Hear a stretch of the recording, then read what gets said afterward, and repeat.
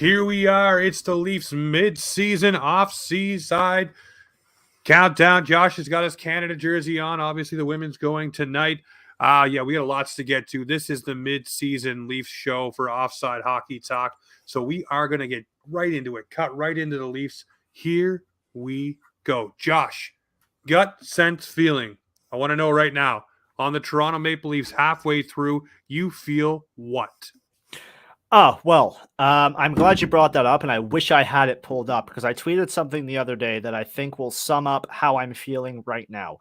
Here it is. 56, 20, and 6 pace. That's their record pace. On pace for 118 points. That's not bad. That's my feeling right now. This team is on pace for 56 wins, 20 losses, and 6 overtime losses. I have no issue with that. The thing I have an issue with is the playoff format, because 118 points should give you a shitty team in the playoffs in the first round, but instead it's probably going to be freaking Tampa Bay or the Florida Panthers, or if Boston starts to heat up, which I don't think they will, but if they do, then you're probably looking at Carolina, Washington, or Pittsburgh. But let's just focus on the Leafs. The pace they're on, nothing wrong with what they're doing. The boys, they've, the last month, I think we can all agree, we've seen the highs, we've seen the lows, we've seen comebacks, we've seen blown leads, we've seen everything. We've seen them win a blown lead game. We've seen them win a game where where the other team blows a lead. We've seen both sides of it.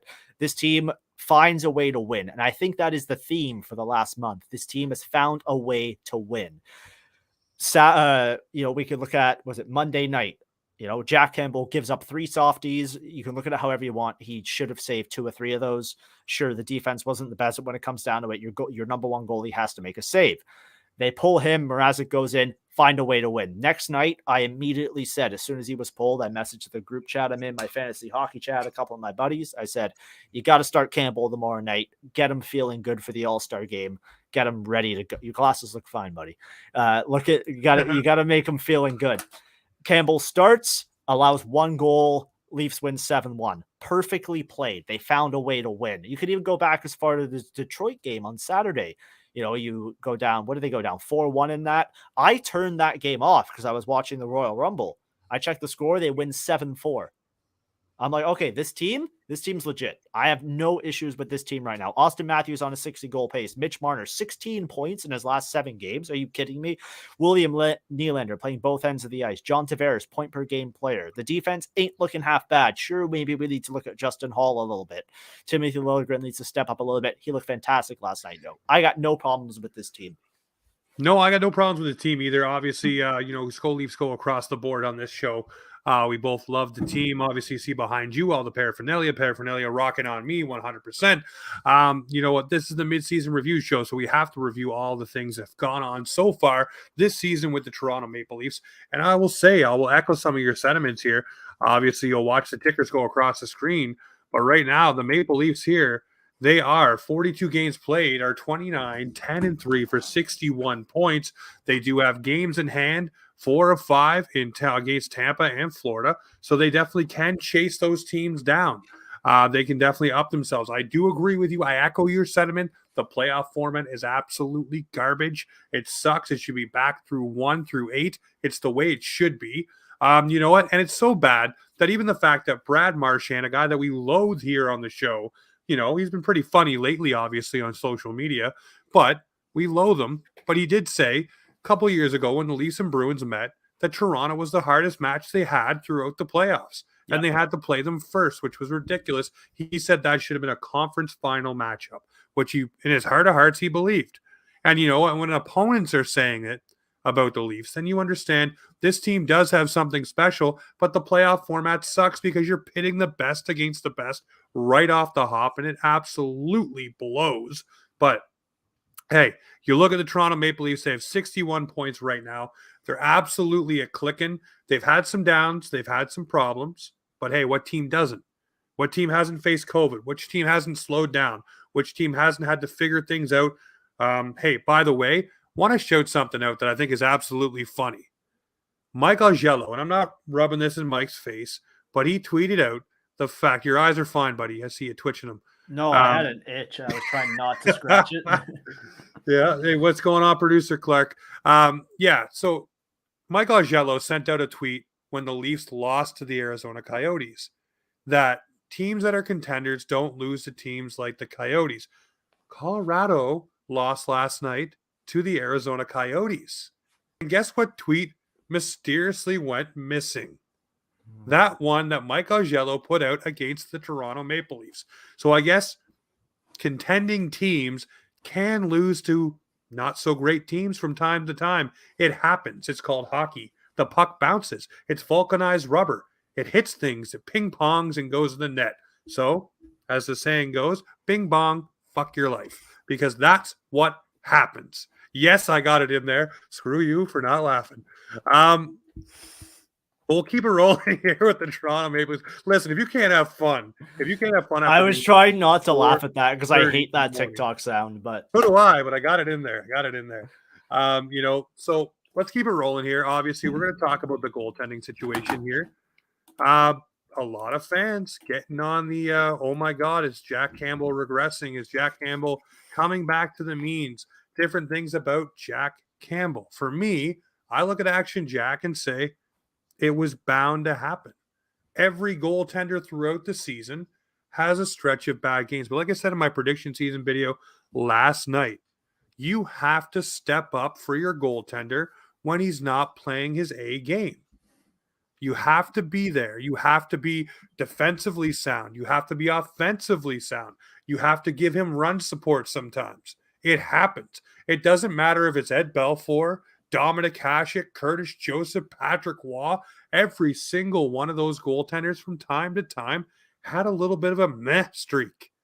But the team in front of them found ways to win for their goaltender after he saved their bacon so many times, a la Jack Campbell.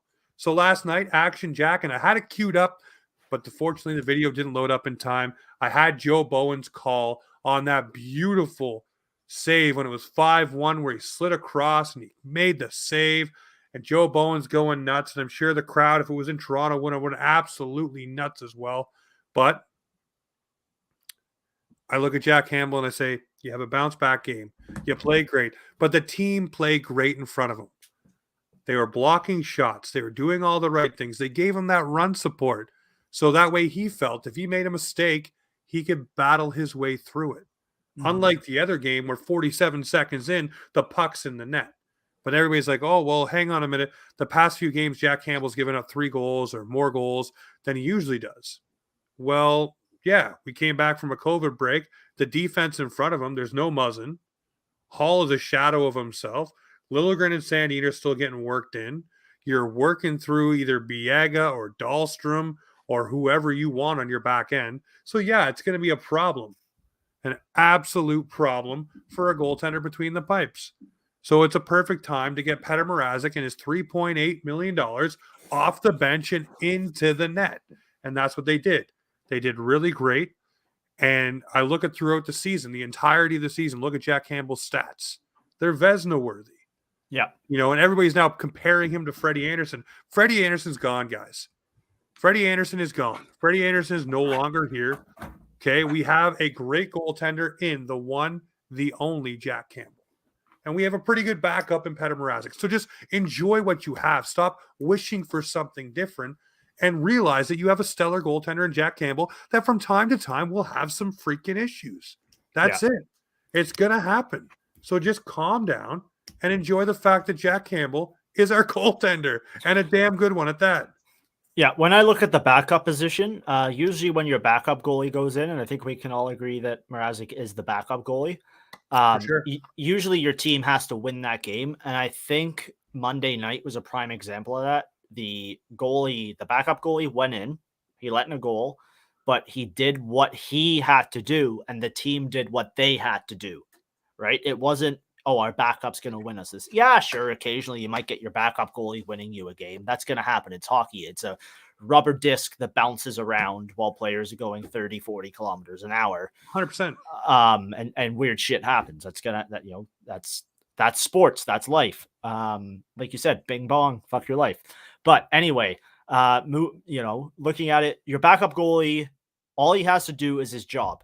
When your backup goalie goes in, you have to play to the best of your ability to get that victory. And that is what they have done when Mrazek goes in the net. They have played the best they can. Has Mrazek cost them a couple of games? Yeah, sure. Has Campbell cost them a couple of games? Yes, he has. Has Campbell won them games? Definitely. Has Mrazek won them games? I think he won them one on Monday night by doing his job. If everybody does their job on this team, from Jack Campbell, Peter Mrazek, Mitch Marner, Pierre Angvald, TJ Brody, Morgan Riley, Kyle Clifford when he's in the lineup, Wayne Simmons, Austin Matthews. If these guys do their job and play their role, this team's going to be just fine. So I'm not worried about the goaltending, man, because the goaltending, it's stable, which is all we can ask for in Leafs Nation. We have had unstable goaltending for the last decade, 2 decades. This year, we know if Campbell's going in, we have a chance to win. If Mrazek's going in, we also have a chance to win. Do we have a better chance to win when Campbell's going in? Yes. Do we have a less chance to win when Mrazek's going in? Yeah, probably, but we still have a chance to win. Think back to days past where you had your starter and you're like, I don't feel so good about that. And then the backup goes in, you're like, oh God, what's Garrett Sparks going to do tonight, right? Like you never knew. So there was a lot of different things. Let's switch gears off of Jack Campbell. We love Jack Campbell on this show. It's Soupy for life. Like I said, I had a video queued up for Joe Bowen's call, but it's all right. Soupy, you're good in my books. You're good in a lot of people's books here in the chats. Yes, I know my glasses are okay. They look crooked from my side for some reason, so that's why I'm fidgeting with my them. hat. My hat constantly looks crooked. I've just learned to accept it. I will eventually learn to accept it. Just so everybody knows, we are live across the channels. We got questions and things rolling in. Lots of different comments. Appreciate the interaction. We're killing it right now over on TikTok and across the board. So, hey, these episodes here, when you listen to them after the fact and they're up on YouTube or wherever you get your podcast, you will hear some of this interaction bit going on. But this is what we like to do. We like to have a little bit of fun. So let's keep it rocking and rolling. Let's talk about Petr Mrazek. And the fact is, the Leafs right now, they can afford to have Jack Campbell at his cap hit, which is not very much, and Petr Mrazek at $3.8 million. But come off of this season, if you want to keep Jack Campbell, that $3.8 million for Petr Mrazek may not be attainable to have on your roster. But make no mistake, this season is about going all in. And I think you heard it today from Chris Johnston. And then, of course, you heard it from Elliot Friedman and Jeff Merrick. Petr Mrazek is going nowhere. This guy is staying with the Toronto Maple Leafs at least until the offseason. So take him off your trade bait board. Take him off the fact that he's going to be packaged in something. This guy is staying with the Leafs. And the reason why is exactly what we just saw. He's 3-0 in his past 3 games. His stat line looks great. But the reason why we have him is because when Campbell does need a break, which he's going to, he's played a heavy workload already. Yeah, you have Petr Mrazek. And I know a good friend of the show, David Alter, said he hasn't played a game like 35 days. What does he need a break for? The Leafs were off. Well, here's the thing, though. It doesn't matter. You're mentally having to prepare every single time you start. And the mental game for goaltenders, I say it all the time, that's where it is. It's between the ears for goalies, guys. 100% across. In February, yes, is pointed out to me right here by Mac. By the way, Mac is in one of the day ones for Offside Hockey Talk when this thing was in its infancy. Cheers to him. Appreciate Shout out Mac. Shout out Macker right there. Cool Daddy Mac, as he says on his little TikTok handle. Macker over on Twitter. Follow him. Great guy. Always has motivational speeches, but let's let it go. But yeah, Petr Mrazek for me, you're not going to get rid of him at the trade deadline. You're going to be making him a guy that's available in the summer, but he's here to give Soupy a break. And like Mac just pointed out, February is workload heavy. You got a lot of 3 games in 4 nights, back-to-backs. They have a 5-7 in February. So they're going to be playing both goaltenders, and they're going to be basically playing the bags off them, and they're going to be super tired. And I'm not playing on Soupy's name, but it's just the way it's going to be. And the Leafs are great because they've added the cushion they have right now, but it's going to be something they're going to need to do. But let's switch gears a little bit. Well, hang on the Mrazek thing. Yeah, on the Mrazek thing. I was up late last night. I couldn't sleep, so I do what I do. I research hockey stuff, which I'm sure like maybe 3 other people do. So I'm looking at it and I go, okay, so yeah, Mrazek, the best backup? No. Who you trading him for? Okay, you give him away. You trade him away. Who's coming up? Okay, be Joseph Wall. No, that's not ideal. You don't need that for not this season, anyways. No, say Campbell goes down in the playoffs. That was my mindset. Campbell goes down in the playoffs. Who's starting? Mrazek? Okay, yeah. Okay, that's decent. He has playoff experience. He can win you a game. You trade him away. Who are you trading him for? Who's trading a backup goalie right now that's decent? And I could not come to an answer. I could not figure it out. Are you taking an Oilers goalie off their hands? Are you able to get, Mike Smith or Koskinen back? Maybe one of those guys. I don't think that's much of an upgrade. No, I'm a huge So proponent of the fact that if you're giving up a player off your roster, you got to be getting equal or better back to fill the void, or have something in your system. You know this from me. You have to have something in your system to fill the void that you're giving away, and we don't have that right now. We just don't. Yeah, no, I agree with that. And I just don't see an upgrade in net for a reasonable trade unless you're somehow, trading to Chicago and getting Fleury back, but then Campbell suddenly your backup. So I don't know, but that's the only, yeah. We'll see this goaltending tandem roll through, and that's exactly what is going to happen. But we'll see what goes on with the two goaltenders as the games get more heavy, especially through the rest of February here. There's a player I do want to talk about here. We're going to bring him on. He's the long neck himself.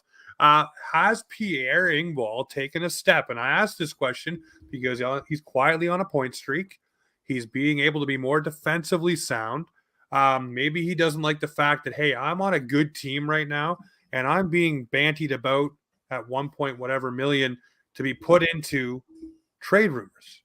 And I don't want to leave this team. I don't want to go to a bottom feeding team and be on a higher line. I want to be on this team on the third or fourth line and do what I need to do. And it seems like he's accepting that responsibility. If you remember what I said at the beginning of the season, Josh, about Ilya Mikheyev and guys on that third line, they have to understand what their defensive abilities are and what is expected of them from the coach.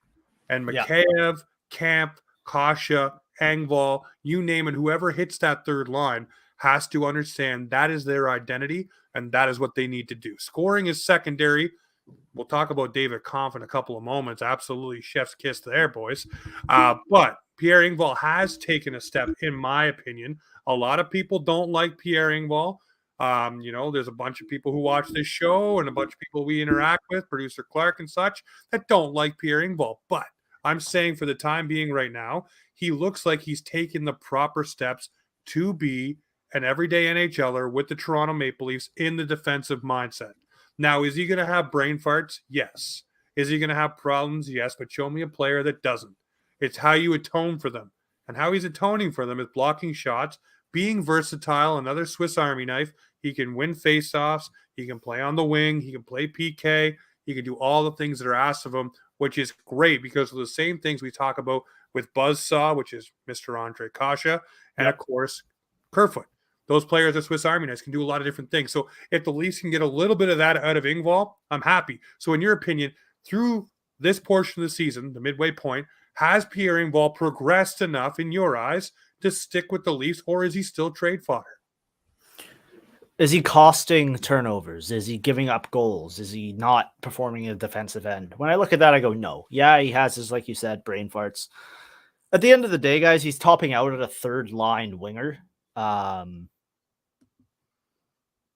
He's not the do or die. He's not, he's not the straw that breaks the camel's back on this team. You're looking for him to play his role and not be a negative impact on the ice. If he scores a goal or two, that's, extra for your team.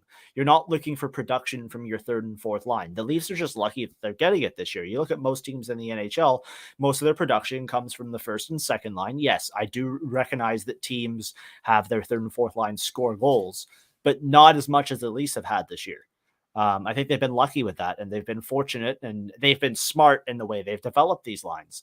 Pierre Angvald, I think it would be like you might get a nice trade return for him, but would it work out as well as it has as Pierre Angvald is actually playing? I'm not too sure about that. I'm cheering for this guy. I'm rooting for him. I think he's a great player. He's been with the organization for a while now. We've seen him grow as a player. I want to see what he's got. I think the time to trade him is in the offseason, though, where teams have more salary cap, more clear space of what they're doing, a better idea of what direction they want to head in.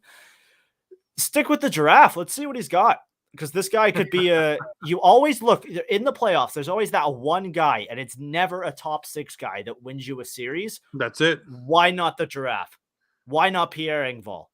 Why not Pierre Angvald? And the thing is, you look at guys like Sean Bergenheim and different guys like that, So we'll see who the Leafs playoff performer is this season. Another player that I want to get to talking about here. Here we go. This I'll call the triplets. Tampa Bay had their version of the triplets. The Maple Leafs got their version in the offseason. Yes, we were talking positive about Pierre Angvald. Has he taken a step? In my opinion, he has. He's become a third-line player that Keefe can actually enjoy. Here we go. We have Kampf, we have Bunting, and we have Kasha. If you're watching across the streams, you see it up on the screen here. We're going to break down the bottom two here first. Bunting, obviously, first line. Hey, this guy right here now has more points than Zach Hyman. He signed for 2 years at a lesser cap hit. And I told you, I love Zach Hyman. Hashtag Hyman hustle all the way. But here's the thing. The thing with Zach Hyman is that knee and the injuries and the way he plays. And you're signing him for that much money across that term didn't work. You bring in a low risk, high reward like in a Michael Bunting, and he's fitting in. Not only that, though, he's drawing penalties. He's doing all of the things you want him to do. He's going to the front of the net. He's taking a licking. He's trying to give a licking. He's not the biggest guy. And he'll do the exact same fucking thing next year. Yep. At for the same price. Damn price. That same damn cost. That's it. Bunting is our Marchand light. You know, he's not going to score 30 plus goals and be an elite scorer, but he will get you some points and have some fun. And that's exactly what the Leafs need. They need a little guy who can bark and do things. A Brendan Gallagher type. He's that guy that just has a lot to say, and guys don't like it, and they take liberties against him, and they take penalties, which is great. The other guy for me is Mr. Ondrej Kasha. I love Kasha. You know I do. This guy's a buzzsaw. He's a bandsaw. He plays with reckless abandon. A lot of people say, well, there's too much of him doing that. He's too injured. He's not reliable. You know what? For what he's brought the Leafs so far this season, I love it. Absolutely love it. Kasha, to me, is what the Leafs needed. He's a kind of power forward-esque that doesn't take no crap. He takes a lot of big hits, which will lead to him being out of the lineup from time to time. But when he's in there, he's effective. And he's good helping the Leafs on the cycle. So another home run for Kyle Dubas. I want to know what you think of Ondrej Kasha, Mr. Josh Egan. Kasha's fit in well. I think he's played his role the way it was supposed to be played. Dubas had a vision for this guy, and he's fit it perfectly. But when I look at the three names you have on the screen right now, the one name that jumps out at me, man, Michael Bunting, like just a round of applause for this guy. I got to take this opportunity to just be like, how is this guy not up for every award he's eligible for? Bringing Hey, goals. listen, he's on the conversation for the Calder, but he's not. Realistically, he's not. I haven't seen his name brought up legitimately once by anybody. Hey, what is he? Fifth right now in Calder in points for rookies. It so should be he's there. It should be Zegras, Bunting, Sider, everybody else. Whoa. Put some respect on my boy Raymond's name. Come on now. Lucas Raymond having himself a little bit of a season too. You can't say that. A little bit easier to do as a forward. Hello, Michael Bunting's a forward. What? I know Zegras and Bunting are forwards, but I'm looking at one per team, I think should be the rule, to be honest. But we can get to that later. But yeah, like just looking at Michael Bunting, man, he completes this game. He can play on the first line, he can play on the second line, he can play on the third line, he can play on the fourth line. Fucking try this guy at backup goalie. You don't know what's going to happen. He could probably be fantastic at it. This guy is the complete hockey player. Dare I say he would be Mike Babcock's favorite player if he was still here, because he does literally everything. This guy had a hat trick in Detroit. Oh, I know.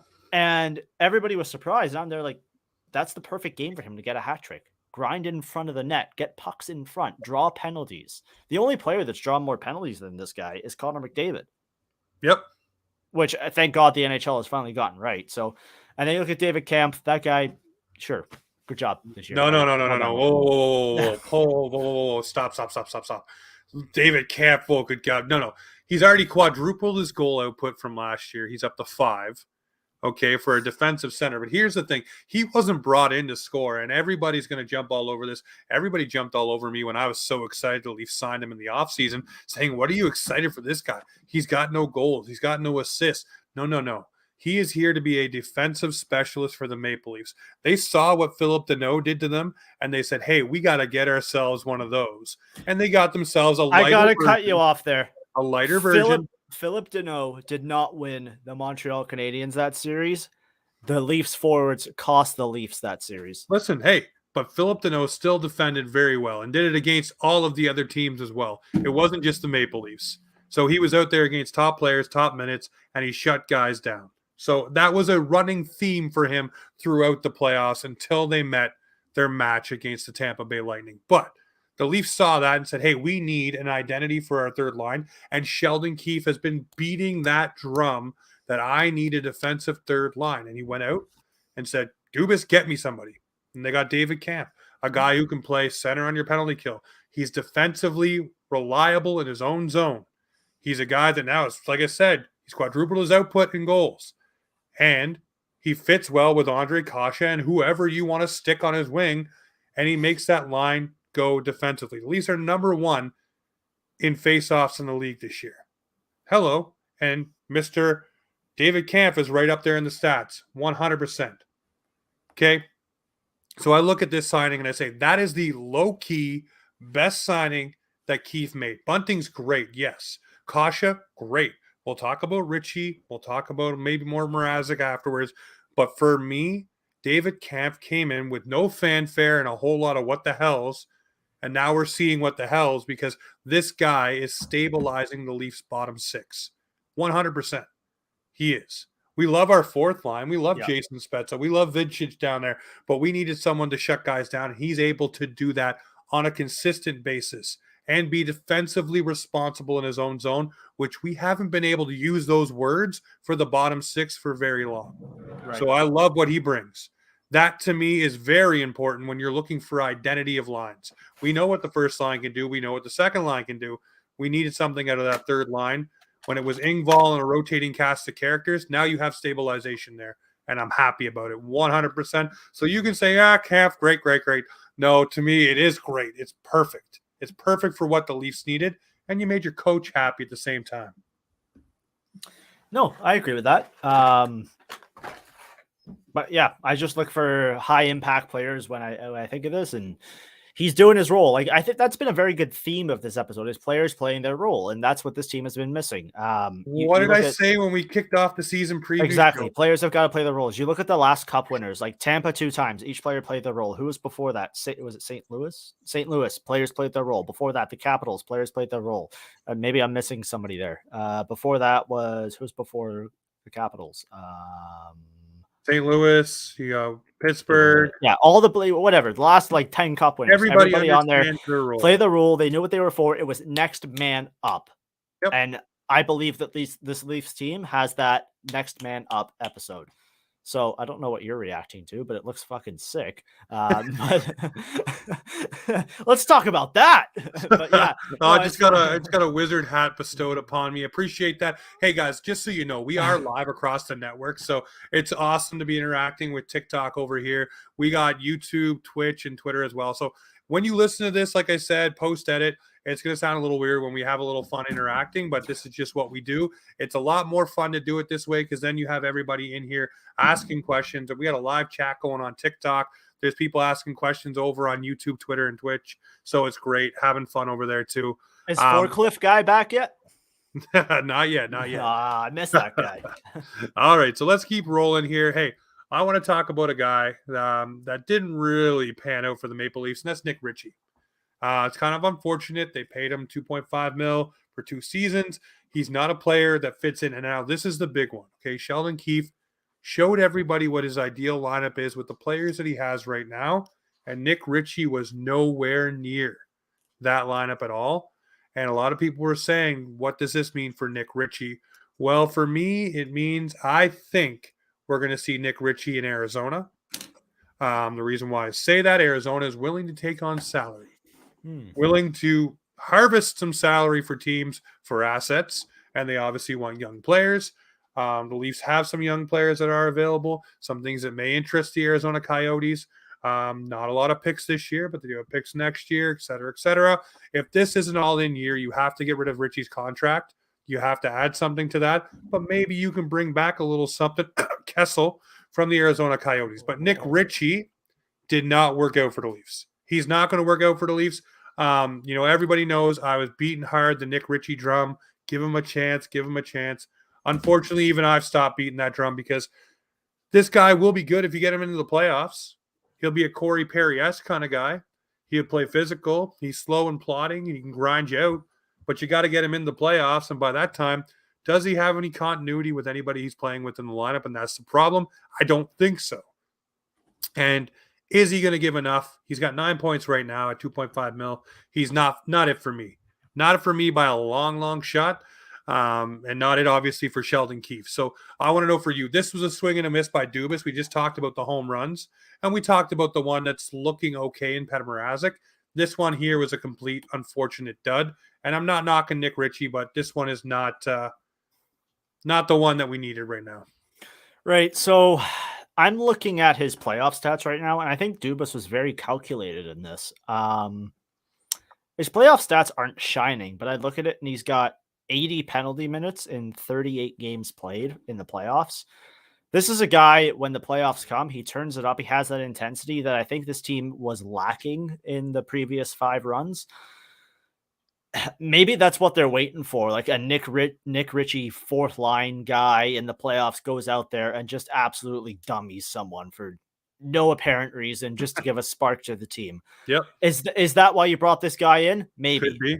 Was too much, 2.5 million? Probably. But is saving this guy to give you that spark to get past the first round for the first time in fucking since 2004? Yeah, that's probably worth it. So do you pay that guy 2.5? Do you keep him on your roster up until the offseason? I think you do. Do you go with your gut? Everything Kyle Dubas has done this offseason has worked. Hey, listen, I'll agree with you 100%. And that's why I said this guy may be the Corey Perry player that we need for the playoffs. And that may exactly. Be so why are we trading him for from Arizona for Phil Kessel? We already have goal scoring. As much as I would love Philly Cheeseman to come back to this team, I don't think it would help the team because we don't have that guy in the playoffs to do what he needs to do. Is Wayne Simmons that guy? Wasn't last year. Kyle Cliffy. You got Cliffy. Is Kyle Clifford that team? Yeah, I know, but he can't play. Nick Richie can, handle a puck. He can pass a puck. He can put a puck in the net. I don't know if Kyle Clifford's that guy. As much as I love the dude, Nick Richie can be. There's a lot of people saying Richie is big, but he's not tough. But he can be a shithead. Michael Bunting's a shithead. I don't think he's going to fight 75% of the guys in this league. You need guys that could be annoying. You need a guy that could look Brad Marchand in the eyes and say, oh, yeah? I think Nick Richie could be that guy. You need the Ryan Reeves type where he's like, who you? No, you don't need that because that's bringing people in. You need somebody who's going to say like, oh, I'm going to beat you up. And then just look at them in the eyes and say something back that's going to make them do something dumb. And I think Nick Richie could be that guy. Looking at him playing in the playoffs. Does that perfectly. Yes, I think Bunting's going to do that well. But you look at Anaheim's playoff run in 2016, 2017, they played 15 games. Nick Richie had 46 penalty minutes and he had 4 goals. That's pretty good. I would take that from Nick Richie. So I would say this guy's on a 2-year deal. Carry him to the playoffs this year. He's not hurting the team. Right?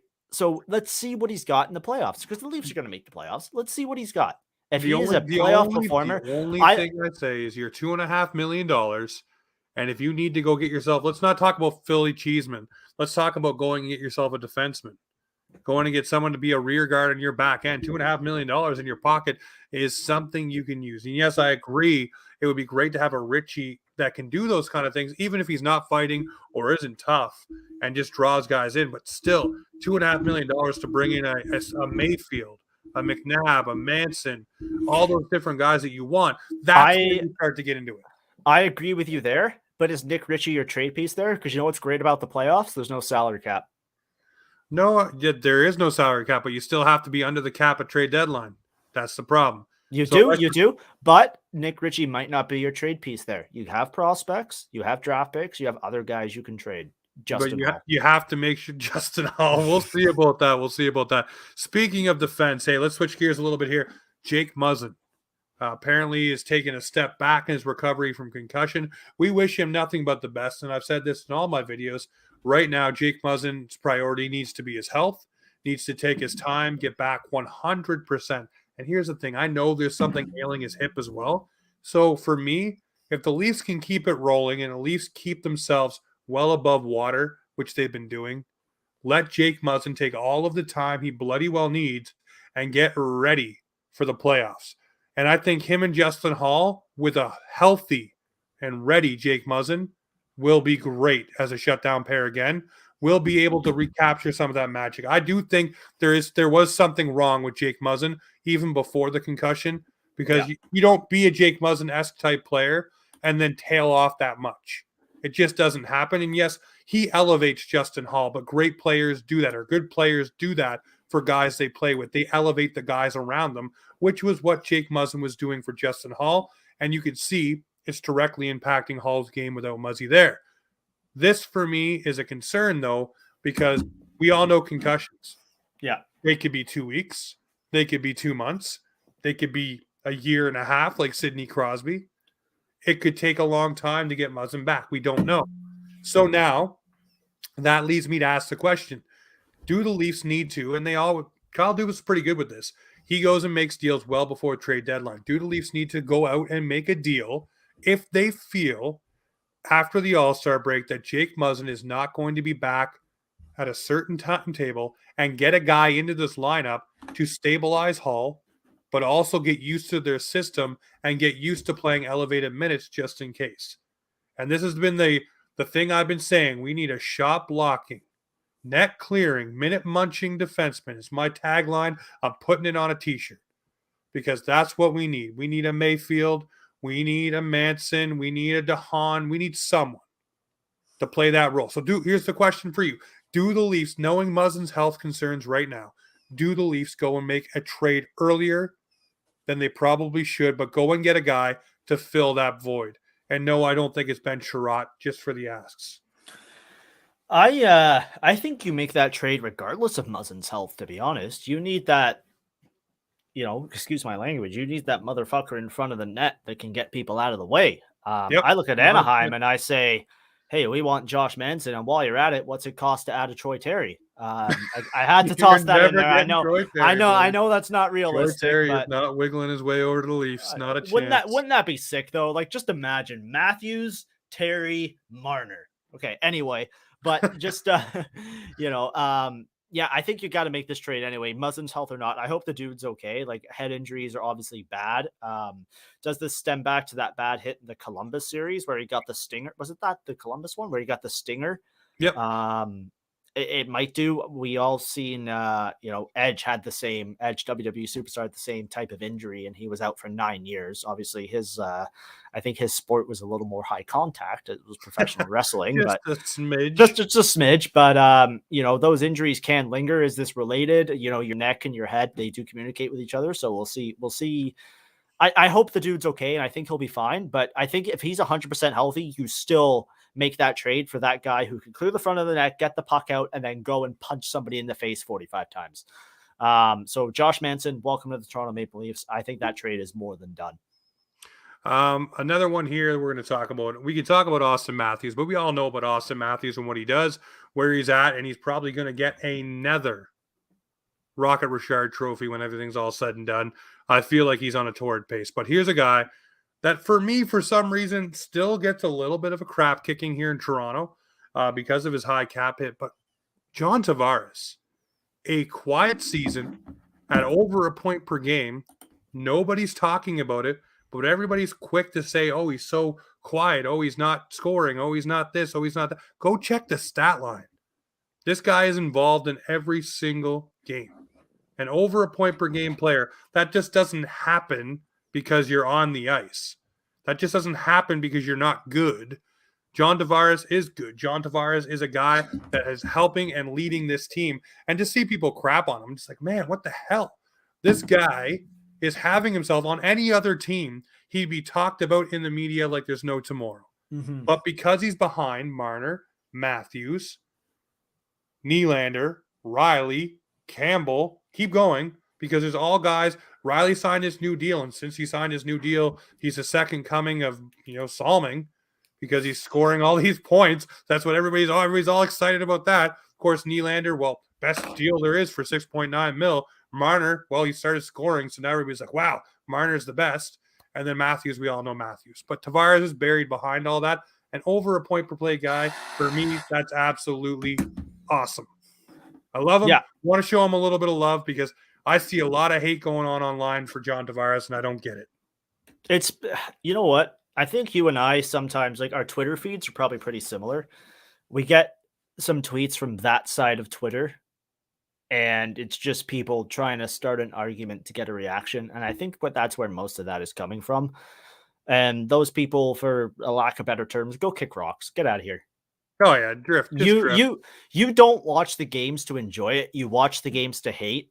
You tweet stuff to get a reaction. And we all tweet stuff to get a reaction, but tweeting John Tavares is not a good hockey player, you're a moron. Go do something else.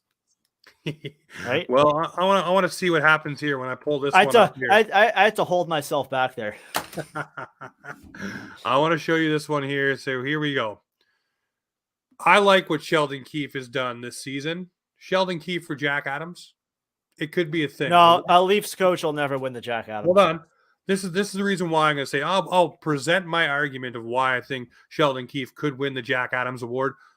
He is not satisfied. Last year, we all watched Joe Thornton walk over to the coach and say, hey, we're in first place. What does it matter?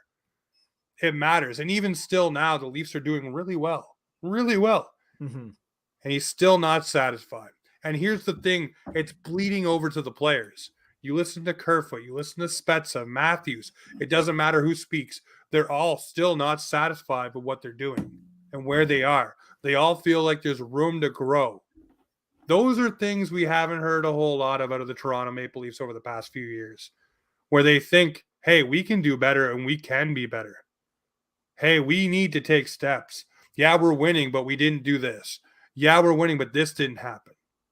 So that, to me, comes from your coach, and comes from your coach holding your feet to the fire and saying, good is great, but I want to see greatness every night. Right. I want to see it every night. And we beat the hell of the word Stanley Cup habits. But Sheldon Keefe is trying to instill with these guys that what you're doing has to be replicated every night. All of the little things. And if you can't do that game in and game out, you're going to have problems. And hey, I love that. Some people are like, oh, Sheldon Keefe's too hard on these guys. Oh, Sheldon Keefe, can't be happy with the fact the Leafs are winning. Don't get me wrong. He's probably really happy they're winning. But at the same time, he wants them to go further. He wants them to win convincingly. He wants them to shut teams down. He wants to go beyond the first round. And how do you do that? You do it through an 82-game audition. Yeah.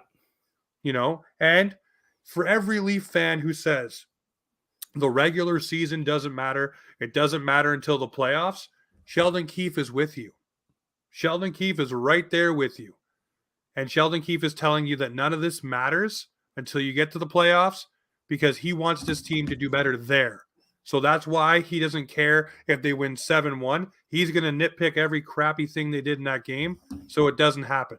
So it's 7-0 and it's crisp passes and there's no giveaways, breakaways, or problems or breakdowns. Because when you have those against good teams, you get scored on.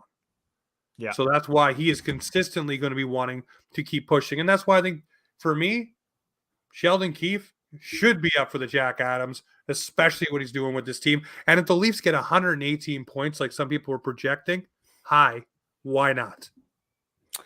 Yeah, the Jack Adams always goes to the coach where you look at that team and say, hey, you did better than we thought. So I think Rob Brendamore is always going to be in there because he's doing a fantastic job in Carolina. I look at Florida, like that team's doing amazing, 69 points in 47 games. Nice.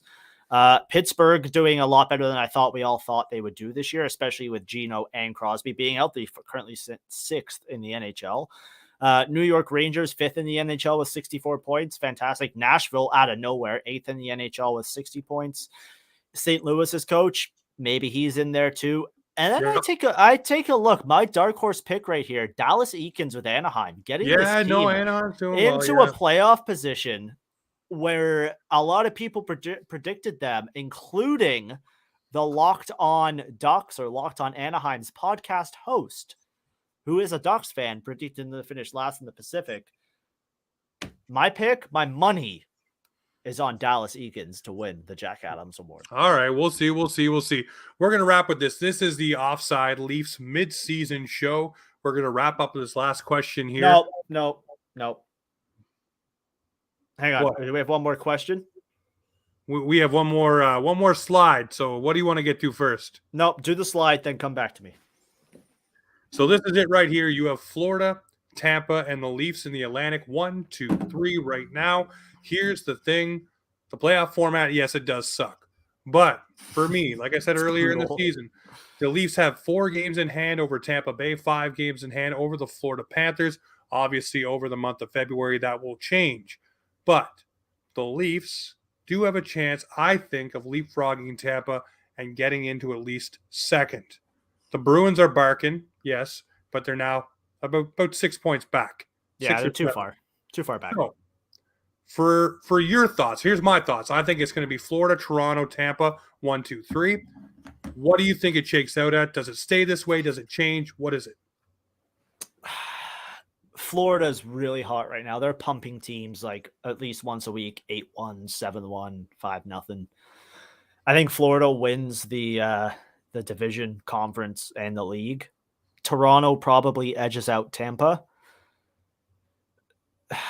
Tampa finishes third, so you're looking at Toronto-Tampa first round, man. And that's going to be a hell of a series, and it's a shame it's a first-round matchup. But you know what? That's the way the cookie crumbles. Sometimes you don't, you got to get it out of the way. Bills and Chiefs, it's a shame they can't meet in the Super Bowl. They had to meet in the division finals, so it is what it is. 100%. Well, hey, you had something you wanted to say, so go jump and get it off your chest, sir.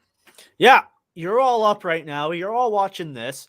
8 minutes away, Canada is taking on El Salvador. You go watch that. And then after that, you know what you fucking do?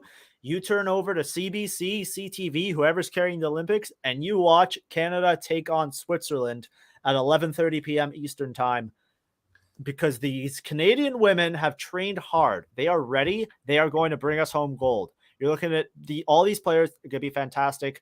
I will be watching every single Olympic game. Join me, tweet along. It's going to be amazing. I am extremely disappointed in the amount of coverage this hasn't gotten. I messaged you this morning, James. I didn't know they started today. I thought they started in about a week.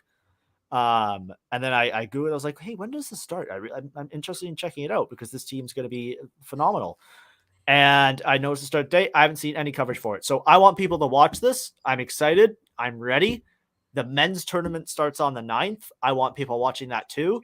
Let's support our Canadian athletes. Soccer, hockey, baseball, football, basketball. Listen, I will say 100%. Let's get it done. I will be PVRing the game. That's fine. PVR the game. A 12:30 start time for this guy when you got to get up at 4:30 in the morning. I'm patriotic as they come, but that is a little late for me. But I did make the video today supporting the women's team. Yes. Shouting out Jill Saunier, Blair Turnbull, obviously Spoons. I love watching Natalie Spooner play. I love seeing Nurse play as well. It's going to be a great tournament. Absolutely excited. And how can you not get excited for Marie-Philippe Poulin, the overtime magic queen, the gold medal winner for Canada all the time? Ooh, I can't wait to see this happen. And here, let's break it down just a little bit. The Canadians are bringing over 10 rookies to the Olympics. 13 vets returning, 10 rookies. That is the second time they've done that. And P.S., the first time they did it, they won freaking gold. So here we go. Tonight they play the team they're playing. They are 13-0 against, and it's 109-2 is the scoring. They've scored 109 goals to 2 goals against. So it is crazy. My fun stat of the day, if you wanted to win $100 on this game, you'd have to bet $3,300. Yeah, not into it, but hey, you know what? Not into it. But it's easy money. It's for sure money. If you want massive shout out to my favorite player on this women's national Olympic team, Sarah Filler. You are the next Captain Canada. There you go. I'm putting it now. Make sure you tune in, watch the soccer game, watch the women's game, watch the Olympics, tune in when you can, PVR it if you have to. And stay tuned to Offside Hockey Talk because we'll have videos and things throughout as well. But hey, this has been Offside Hockey Talk, where hockey comes to talk. And if you want more hockey, check out Offside over on Sticks in the Six tonight. Go Canada, go! Woo! Dallas Eakins for Jack Adams.